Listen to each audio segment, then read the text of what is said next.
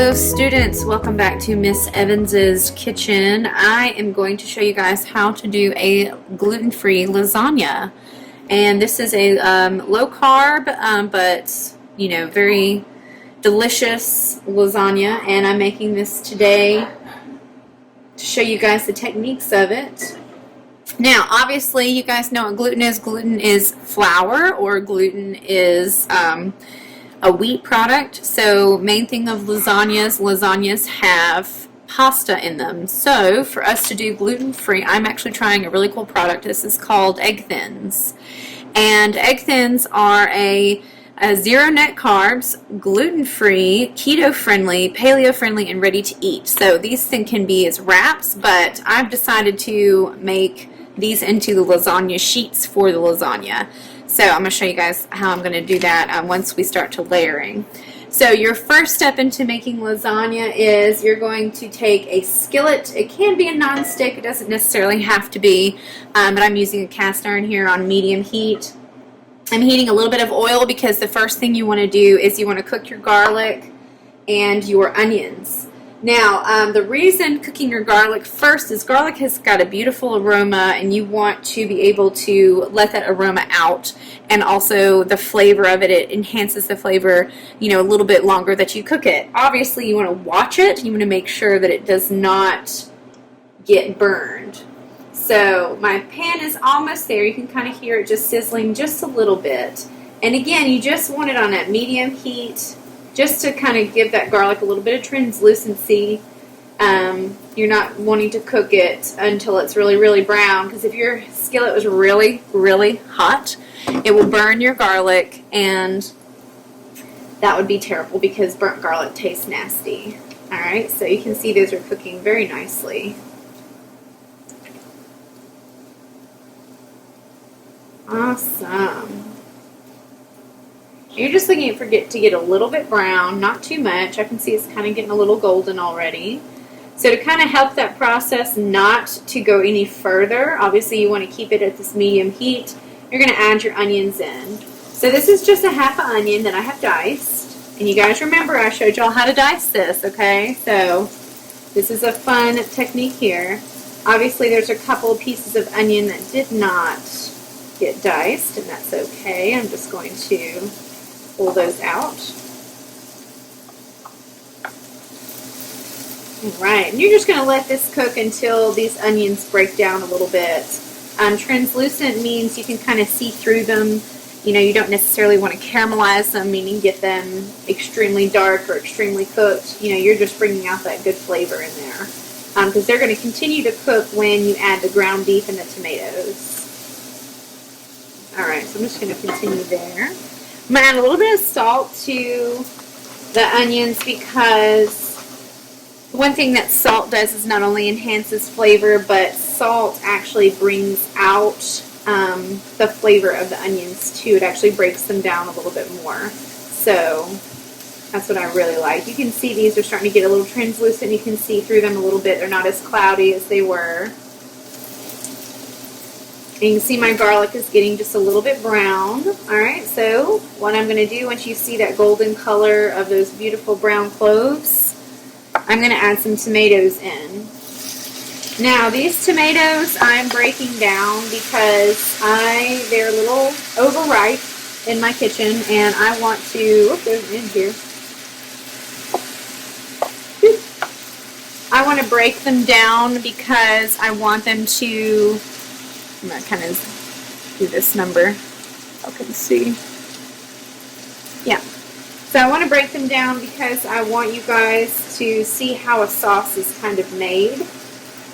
And making a tomato sauce is not too hard. It just takes time. So what I'm doing is just letting these overripe tomatoes break down. They're going to release all their juices. They're going to caramelize with the onions. And you're just going to let them cook down a little bit, probably for a good 3 or 4 minutes, maybe longer, just until they break down. Alright? Alright guys, you can see that those tomatoes have broke down really well. I'm just taking the flat end of this spatula and I'm pushing down those big chunks of tomatoes.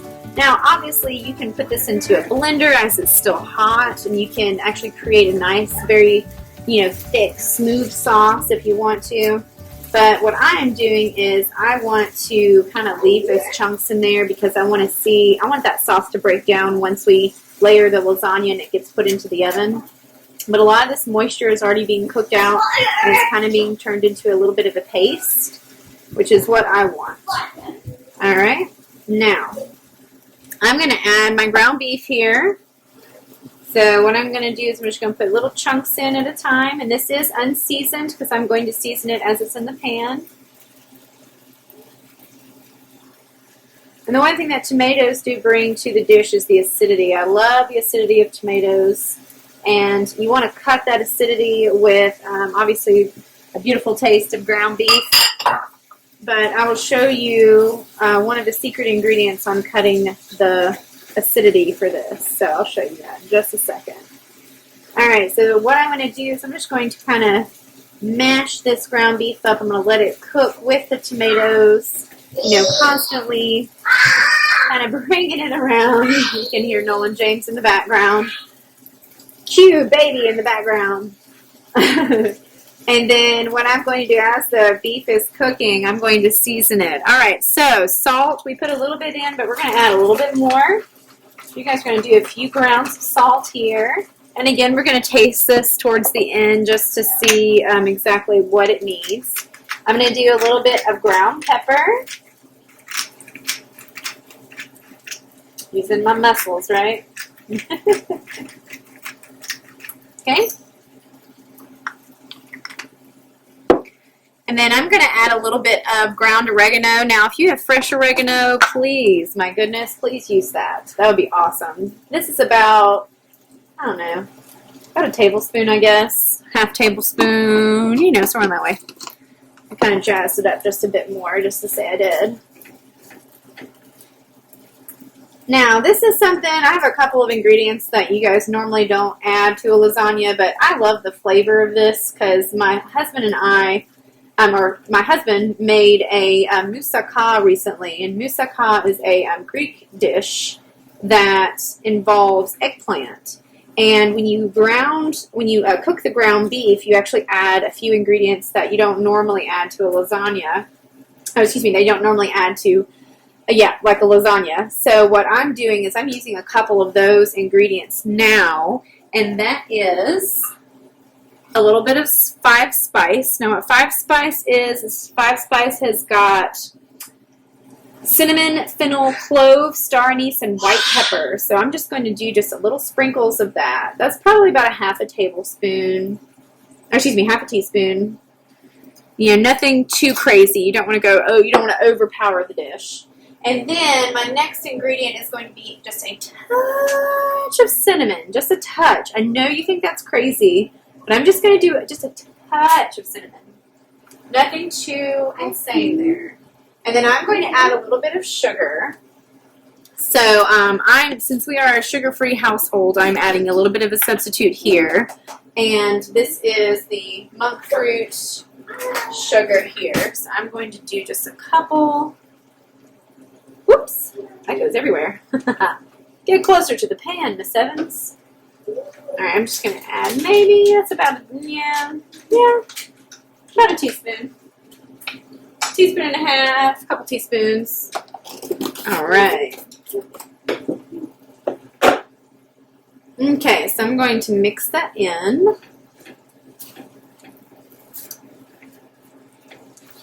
Alright, you can see this is just browning up nicely. This is wonderful.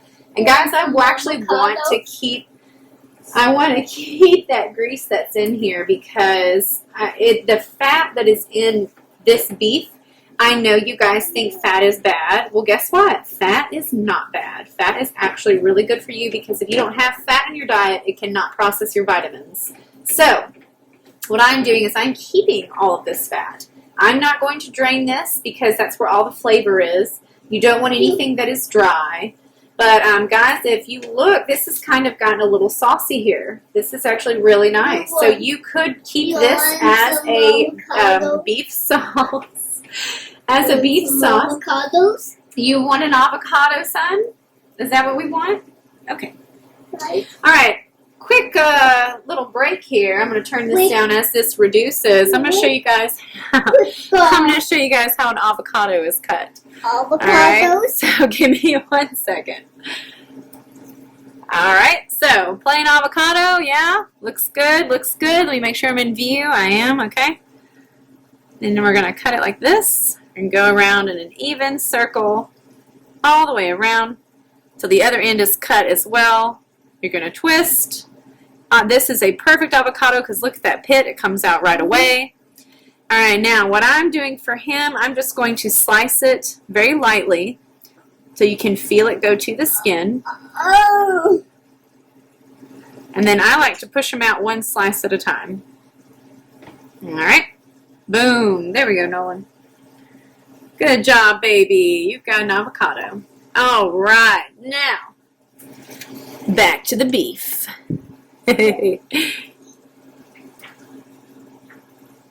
Perfect. All right. So as you can see, this is cooking down nicely. I really love those chunks of tomatoes in there. And I love the spice. I love this aroma. This is wonderful. All right, I'm actually going to give this a little taste. I feel like it might need a little bit more salt and a little bit more oregano, but that's just going to be me. I'm just going to see what we need. All right, so if you guys remember about tasting spoons, you want a spoon that is clean, a spoon that you are not going to double dip. This is something that you are just going to, again, just taste. That's why, hence the name, tasting spoon. All right. So let's see what we got here.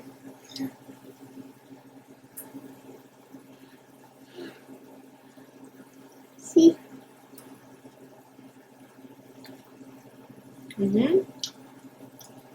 So just as I thought, a little bit more salt. But that flavor is coming through nicely. That is wonderful. I'm actually going to jazz it up. I'm going to do a little bit more 5 spice. I want a little bit more.